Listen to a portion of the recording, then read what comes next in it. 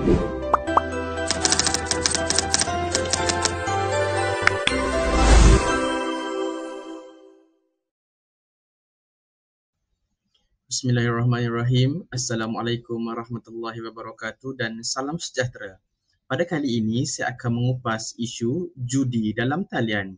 Seperti yang kita tahu, kegiatan judi di Malaysia semakin hari semakin meningkat dan semestinya memberikan kesan yang buruk kepada semua lapisan masyarakat. Seterusnya adalah jenis-jenis judi dalam talian. Berikut adalah beberapa aplikasi yang sering digunakan oleh para penjudi untuk menjalankan kegiatan judi mereka.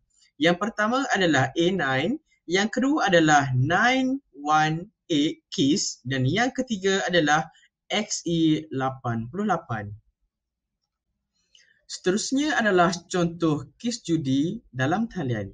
Di sini saya telah lampirkan 3 contoh kes judi yang telah berlaku di Malaysia. Yang pertama adalah 70 individu ditahan dalam judi online melibatkan nilai pertaruhan lebih RM44 juta. Seterusnya adalah pangsapuri kol center judi online di Butterworth diserbu polis. Dan yang terakhir adalah sindiket judi online tumpas lebih 10,000 orang diberkas. Hal ini menunjukkan kegiatan judi di Malaysia semakin hari semakin menjadi barah dalam masyarakat kita. Seterusnya adalah definisi judi dalam talian. Judi bermaksud sesuatu permainan yang melibatkan pertaruhan harta ataupun penaruhan nilai. Dalam perjudian, pihak yang kalah dalam permainan harus membayar sejumlah nilai kepada pihak yang menang. Biasanya ia akan menghabiskan tempoh masa yang singkat untuk mendapatkan hasil keuntungan dan keputusan sama ada menang ataupun kalah. Okey, kita tengok kesan judi dalam talian terhadap pemikiran seseorang manusia. Bagi mereka yang ketagih judi, kita boleh lihat yang mereka ni hanya bergantung kepada nasib.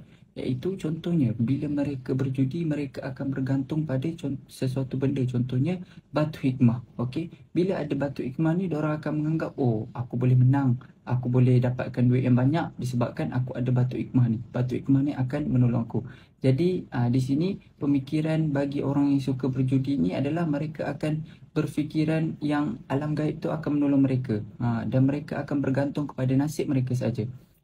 Bagi terhadap kehidupan pula, bagi mereka yang ketagih judi ni, mereka akan sukar untuk mengurus kewangan dalam hidup mereka disebabkan oleh kadang-kadang bila berjudi, kalah dan menang tu kita tak tahu pun. Jadi disebabkan itu bila berjudi, contohnya kita letak, contohnya orang yang berjudi ni letak banyak duit dia untuk berjudi. Tiba-tiba dia kalah, itu akan menyukarkan dia untuk mendapatkan wang dia balik disebabkan dia dah melabur semua wang dia ke arah judi.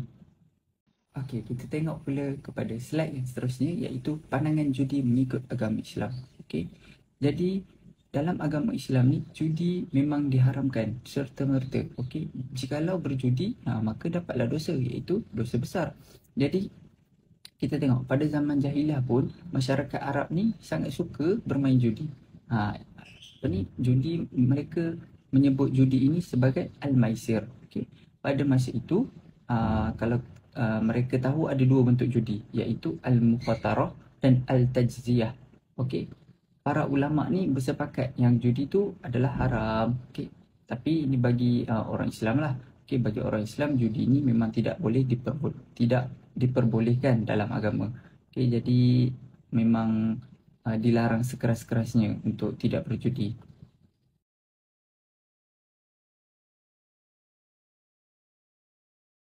Kita pergi pula kepada langkah-langkah untuk mengenangani judi dalam talian. Bagi individu ni kita perlulah buat apa? Kita perlulah melaporkan kepada pihak berkuasa seperti polis jikalau ternampak orang yang bermain judi. Jadi yang kedua adalah memikirkan kita ni sebagai individu, kita fikir adakah kesan buruk dia, kita fikir kesan buruk bermain judi ataupun kesan negatif bermain judi sekiranya kita terlibat dalam judi atas talian ni. Okay. Bagi masyarakat pula, okay, masyarakat ni boleh buat apa? Dia boleh mempromosikan kempen anti judi atas talian secara besar-besaran. Contoh, kita edarkan flyers ataupun kita edarkan poster banyak-banyak di semua tempat, di rumah-rumah, untuk menghalang ataupun orang cakap memberi kesedaran kepada orang yang bermain judi ni. Okey. Yang kedua pula adalah masyarakat perlulah mewujudkan hubungan yang baik dengan pihak polis. Sebagai contoh, mereka ni boleh menjadi mata-mata lah kepada polis, dan mereka juga boleh melaporkan jikalau ada kegiatan judi ini di tempat mereka. Okay. Bagi negara pula, negara ni boleh mewujudkan sistem yang moden, iaitu untuk menyekat kegiatan judi dalam talian. Sebagai contoh, judi dalam talian ni kan dalam komputer, dalam telefon. Jadi boleh buat sesuatu yang menyekat untuk mereka buka app-app judi tersebut. Jadi yang kedua adalah menjalinkan hubungan dua hala dengan negara luar dalam mencegah kegiatan judi atas talian ini.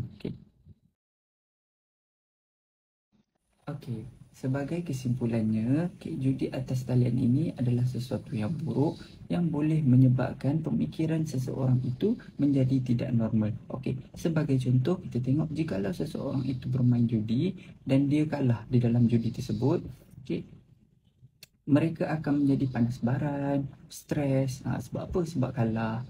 Jadi agama maupun orang ramai menentang kegiatan judi ini. Macam kita tahu tadilah, saya dah ulaskan, dalam Islam pun memang judi ini adalah sesuatu benda yang haram. Jadi marilah kita beramai-ramai mencegah kegiatan judi ini supaya judi ini dapat dikurangkan ataupun dapat dihilangkan daripada negara kita. Itu sahaja daripada saya. Sekian, terima kasih.